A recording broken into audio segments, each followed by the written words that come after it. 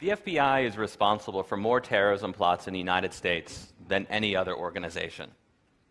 More than Al-Qaeda, more than Al-Shabaab, more than the Islamic State, more than all of them combined.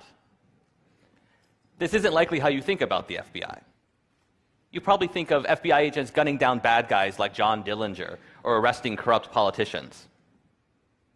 After the 9/11 terrorist attacks, the FBI became less concerned with gangsters and crooked elected officials.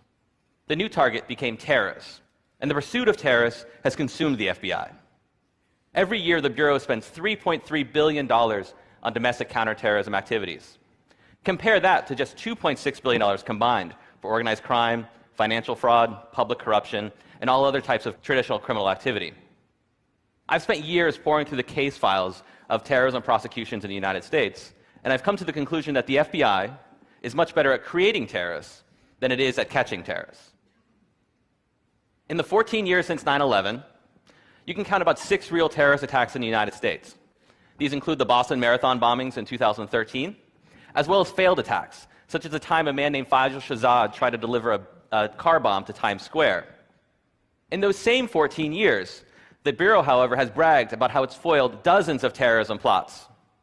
In all, the FBI has arrested more than 175 people in aggressive undercover counterterrorism stings. These operations, which are usually led by an informant, provide the means and opportunity, and sometimes even the idea, for mentally ill and economically desperate people to become what we now term terrorists. After 9/11, the FBI was given an edict. Never again. Never another attack on American soil. FBI agents were told to find terrorists before they strike.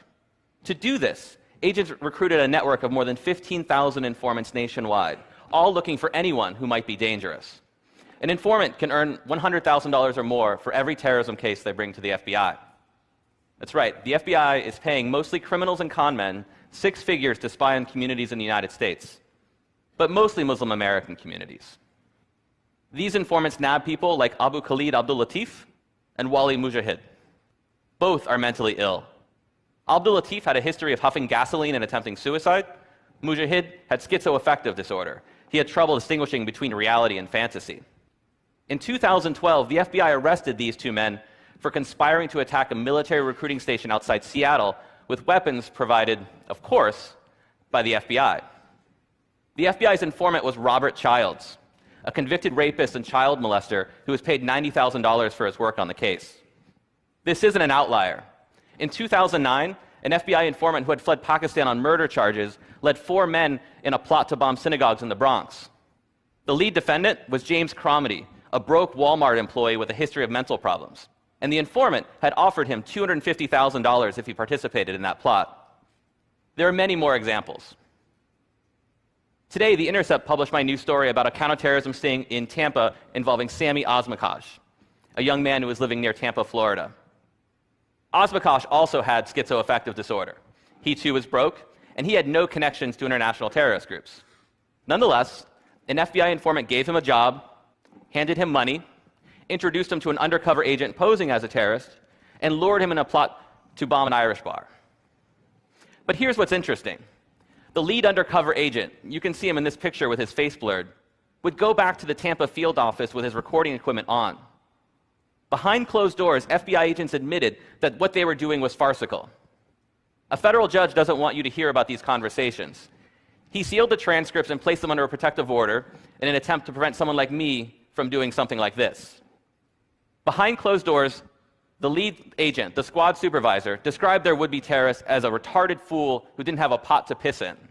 They described his terrorist ambitions as wishy-washy and a pipe dream scenario. But that didn't stop the FBI. They provided Sami Osmakash everything he needed. They gave him a car bomb. They gave him an AK-47. They helped him make a so-called martyrdom video. And they even gave him money for a taxi cab so he could get to where they wanted him to go. As they were working the sting, the squad supervisor tells his agents he wanted a Hollywood ending. And he got a Hollywood ending. When Sami Osmakash attempted to deliver what he thought was a car bomb, he was arrested, convicted, and sentenced to 40 years in prison. Sami Osmakash isn't alone. He's one of more than 175 so-called terrorists for whom the FBI has created Hollywood endings. US government officials call this the war on terror. It's really just theater, a national security theater, with mentally ill men like Sammy Osmakash, unwitting actors in a carefully choreographed production brought to you by the FBI. Thank you.